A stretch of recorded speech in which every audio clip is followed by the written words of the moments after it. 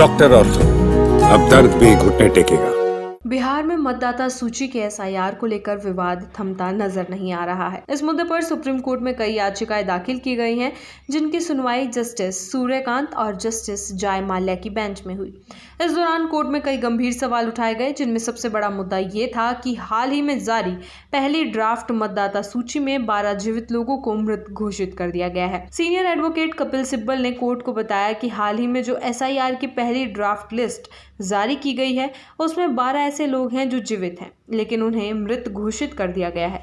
ये न केवल एक तकनीकी गलती है, बल्कि लोगों के संवैधानिक अधिकारों के साथ खिलवाड़ भी है। उन्होंने कोर्ट से कहा, हम सूची की प्रक्रिया का विरोध नहीं कर रहे, लेकिन जब इस प्रक्रिया में लोगों को बिना जानकारी के सूची से बाहर किया जा रहा है, तो सवाल उठाना जरूरी है। इस पर चुनाव आयोग की ओर से पेश वरिष्ठ अधिवक्ता राकेश द्विवेदी ने जवाब दिया कि इतनी बड़ी और विस्तृत प्रक्रिया में कुछ छोटी मोटी गलतियां होना संभव है। उन्होंने कहा कि ये केवल ड्राफ्ट लिस्ट है और अंतिम सूची में इन गलतियों को ठीक कर लिया जाएगा। द्विवेदी ने यह भी बताया कि कुछ नई याचिकाएं भी दाखिल हुई हैं, जिन पर आयोग को जवाब देने के लिए पर्याप्त समय नहीं मिल सका। उन्होंने कहा कि सोमवार 200 पन्नों के दस्तावेज कोर्ट में प्रस्तुत किए गए और उन पर प्रतिक्रिया देने के लिए थोड़ा समय चाहिए। कपिल सिब्बल की दलीलों पर सुप्रीम कोर्ट ने सवाल किया, जिन लोगों को मृत बताया गया है वे कहां हैं? उनकी सूची दीजिए, तभी हम चुनाव आयोग से सवाल कर सकते हैं। इस पर सिब्बल ने कहा, गड़बड़ी हर बूथ पर हो रही है, ऐसे में हम हर एक पीड़ित को कैसे ढूंढ सकते हैं? उन्होंने ये भी जोड़ा कि उनकी आपत्ति प्रक्रिया की पारदर्शिता को लेकर है, न कि केवल इन 12 मामलों तक सीमित। जस्टिस सूर्यकांत ने इस पर कहा, एसआईआर की प्रक्रिया की शुरुआत को ही चुनौती दे रहे हैं,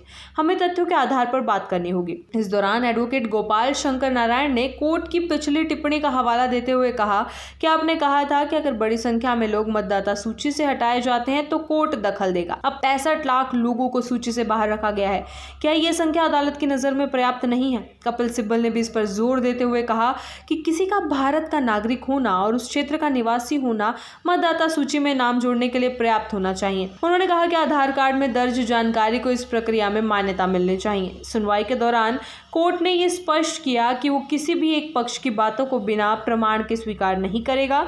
जजों ने कहा कि वे पूरे मामले को गहराई से देखेंगे और जरूरत पड़ी तो अतिरिक्त दस्तावेजों की समीक्षा के लिए समय भी देंगे। सुप्रीम कोर्ट ने संकेत दिया कि जब तक पीड़ितों की सूची या ठोस प्रमाण पत्र नहीं दिए जाते, तब तक चुनाव आयोग की प्रक्रिया पर सीधा हस्तक्षेप करना संभव नहीं होगा। अब इस मामले की अगली सुनवाई में तय हो सकता है कि सुप्रीम कोर्ट चुनाव आयोग से विस्तृत जवाब मांगेगा या याचिकाकर्ताओं को और सबूत जुटाने होंगे। फिलहाल कोर्ट ने संतुलित रुख अपनाते हुए सभी पक्षों से ठोस तथ्य प्रस्तुत करने की बात कही है।